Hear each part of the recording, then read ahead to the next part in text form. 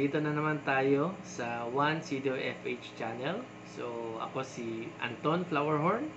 So, nandito na naman tayo para i-share ang mga knowledge ko about sa pagpili ng magandang klase na flowerhorn. Madami kasi nagtatanong kung paano nga ba pumili ng magandang klase na flowerhorn. So, ang unang ginagawa ko pagpili ng magandang flowerhorn is sa genes.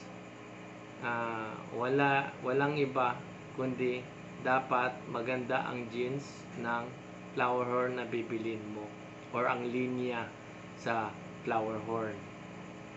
Maganda siya or quality siya. So yun yung pinakaunang tinitingnan ko before ako bumibili ng flowerhorn. So, paano nga ba ako pumipili ng magandang klase na flowerhorn? So, first, ang unang tinitingnan ko sa flowerhorn, lalo na pag fry or pre-juvie or juvie, is maganda ang pearl. So, yan yung pinakaunang tinitingnan ko. Hindi lang kay magandang pearl, ang usually na gusto ko is worm-like na pearls and dotted na pearls. Lalo na pag thick ang pearls and balance ang pearls sa body niya. Usually gusto ko pag may pearl sa kilay ang flowerhorn, lalo na pag kamfa. So, yan yung unang tinitingnan ko pag pumipili ako ng magandang flowerhorn. Ang hindi ko lang talaga gusto is ang armored na pearl. Bakit? Sa armored kasi na pearl, hindi mo na kasi makikita ang color sa flowerhorn mo pag natatabunan ito ng mga pearls. So, yan lang yung parang hindi ko gusto pag armored ang pearl. So, ayan. So, tingnan nyo guys, ganito ang mga gusto ko na mga pearls sa flowerhorn, lalo na pag fry, pre-juvie, or juvie. Tingnan nyo guys.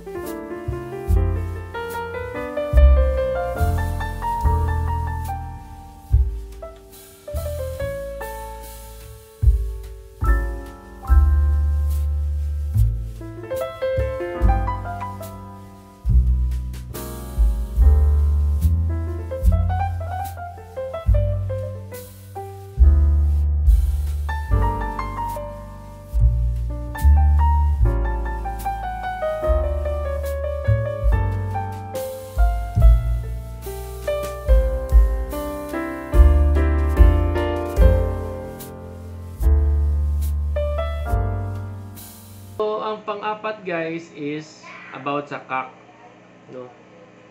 So sa cock, lalo na pag fry, hindi mo makikita ang cock sa fry. So ang usually tinitingnan ko is sa genes appearance, kung water cockster genes ba siya, kung ang parents niya is mga monster cock or mga dakuon ang cock sa flower horn or sa parents, no? So yan yung unang tinitingnan ko. Kasi pag bumili ka ng fry, is risk talaga. Kay swerte-swerte yan, kay hindi mo talaga ma-gender pag fry ang flower horn na kukunin mo.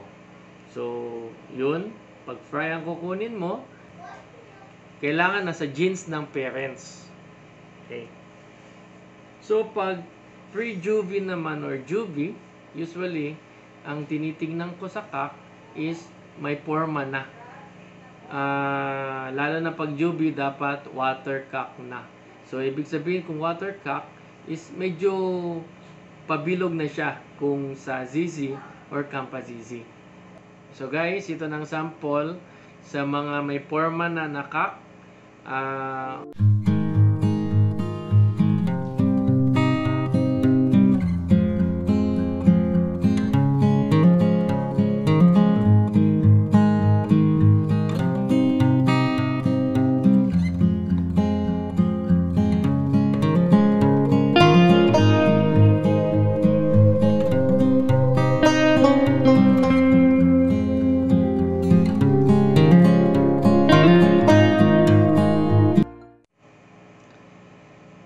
So guys, ganyan ako pumili ng flower horn, lalo na pag fry, pre-juvie o juvie. So isa pa din, basta maganda sa paningin mo, yan yung wow fish.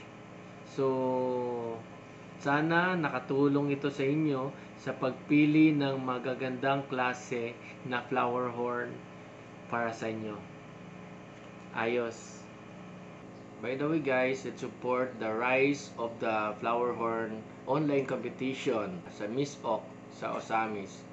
This coming October 10 to 18. So kung gusto niyo sumali sa online competition sa rise of the flower horn, pwede nyo i-PM sila Gerald Cebedo, James Anthony, si Christian Ong, and Marby Ponce. So i-PM nyo na lang sila guys kung gusto nyo sumali. So shout out ko sa inyo mga pre, shout out. So good luck sa coming na online show sa Miss Ok. Ayos. Shout out Jans Ham and Jason Anthony. Shout out Yanex TV, GJ Quinto. Shout out ko kang Biel Abogado and company. Bumisita sa akin. Ikaw na bahala sa wafer berries na nasibot mo. So, happy fish keeping sa lahat.